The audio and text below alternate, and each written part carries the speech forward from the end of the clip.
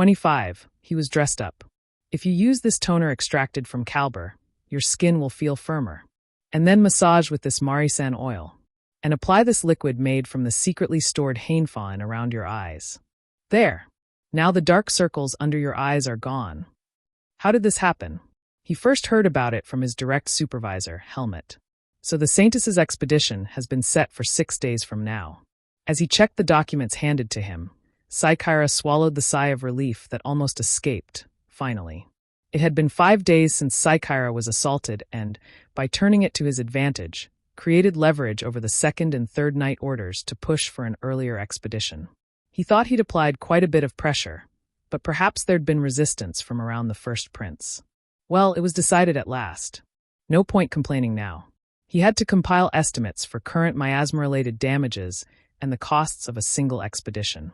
Oh, and 3 days from now there'll be a royal banquet to encourage the departure. Pardon? A banquet before anything had even started?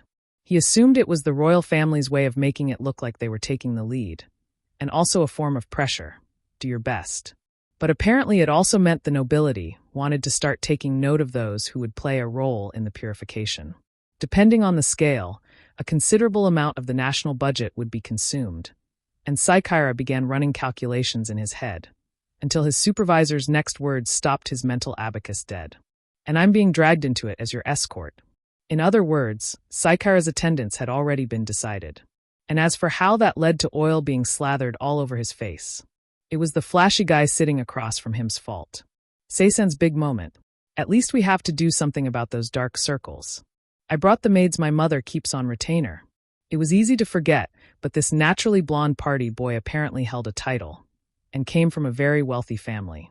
Despite his way energy, he had an odd refinement to him, a mildness. His upbringing showed. Anyway, he abruptly showed up at the dormitory with 3 women of various ages, all neatly dressed, and said exactly that. Before he knew it, Saikaira was surrounded and manhandled. He was forced into formal wear that Norbert had prepared, and then made to stand in a glittering hall. Beside him stood the same party boy, his hairstyle a bit more restrained than usual. So you were invited too. Saikaira understood why he, as a key driver in pushing the purification expedition forward, would be invited, and why his supervisor Helmut would be as well. But he couldn't understand why Norbert, a mere civil servant, was here. Norbert seemed rich. Maybe he was attending as a noble? But if so, his parents should have come. Oh, me? I'm technically a peripheral member of the royal family, so I get invited to this kind of thing a lot. What? For a moment he thought he'd misheard something about royalty, and Saikaira frowned. No, you didn't mishear. My mom's status was super low, so I got sent out as an adopted kid, but I've still got royal blood, so they make me show up to stuff like this on the commoner side as part of, having the awareness of serving the royal family, or whatever.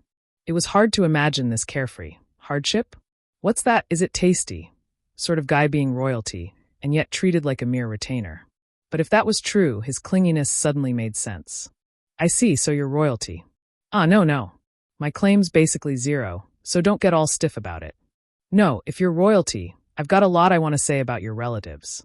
Make time later. Huh, like that. It was a shocking revelation, but it didn't change what needed doing, or Saikaira's position.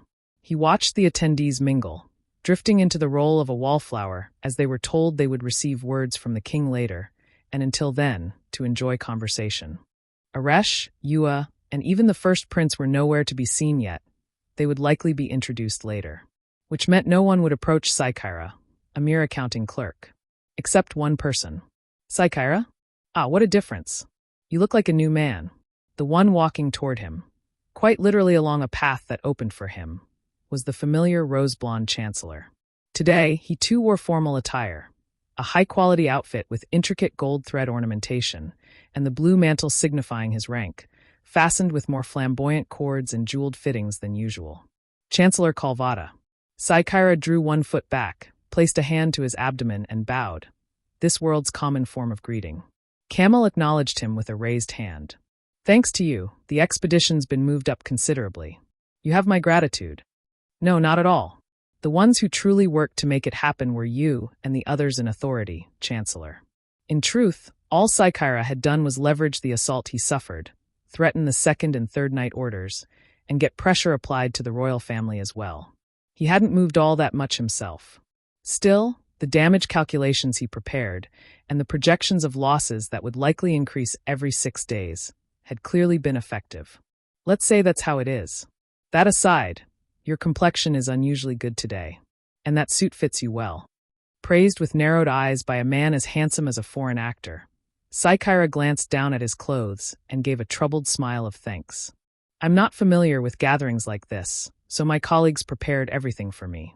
As for my face, I learned something about the hardships of women. The maids Norbert brought were extremely competent. In order to grant Norbert's wish to dress Saikaira up, they fought with all they had. But what Saikaira lacked wasn't ornate clothing or glittering jewelry. It was presence. No matter how luxurious the outfit, he still looked like he'd been dressed by someone else, and the "I'm exhausted" aura seeped out of him uncontrollably. Concluding the cause was his dull, shadowed eyes, they thoroughly kneaded and worked over his face. And his body too, pouring every technique they had into making him look even slightly healthier. In the end, they used something like a concealer in this world to cover the stubborn circles, and somehow finished the job. By nature, Saikaira didn't have bad features. He was fairly well put together, with a straight nose bridge. He'd even been moderately popular back in school. But the worn-out air that covered all of that made him look like a tired old man, even from afar. Now, after receiving the full force of noble housemaid's expertise, and with the formal wear on top, Saikaira looked like a somewhat well-bred, intelligent young man. To those who already knew him, the transformation was dramatic enough that even the chancellor, the very top of government, found himself staring. From Saikaira's perspective, the massage did feel good, and he did feel healthier.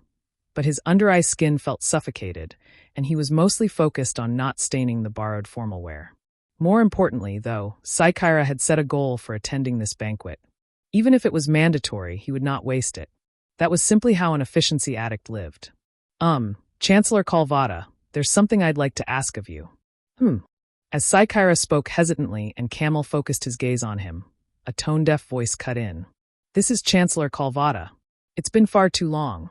The intruder was a brown-haired, bearded man wearing gaudy clothes with a strangely high collar, his body slightly on the stout side. He looked somewhere between 40 and 50. Most striking was the long purple mantle on his back, indicating rank. Purple, that's the court mage division's color, if I remember correctly. And with a mantle that long, that would make him the director of court magic. Saikaira took a step back and bowed. Director Zoltarn. The summoning ceremony the other day was quite the ordeal. Oh yes. Well, it certainly was a large-scale ritual that could not have been accomplished without us in the court mage division. With a voice that loud and self-congratulatory, he clearly had no intention of being modest. He seemed like a walking lump of pride. And we've been requested for this purification expedition too. After all, it's not that brute force Third Knight Order. No, it must be us court mages with knowledge and theory. So he viewed the Third Knight Order, who occupied a sort of magic knight position, as rivals.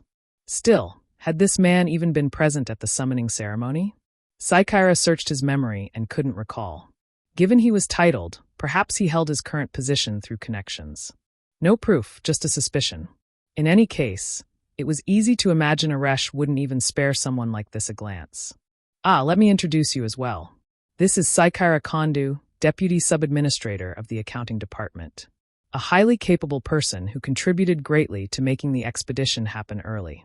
At Camel's words, Zoltarn, only now seeming to notice Saikaira's existence, looked down at him as he remained bowed. The Saintesses.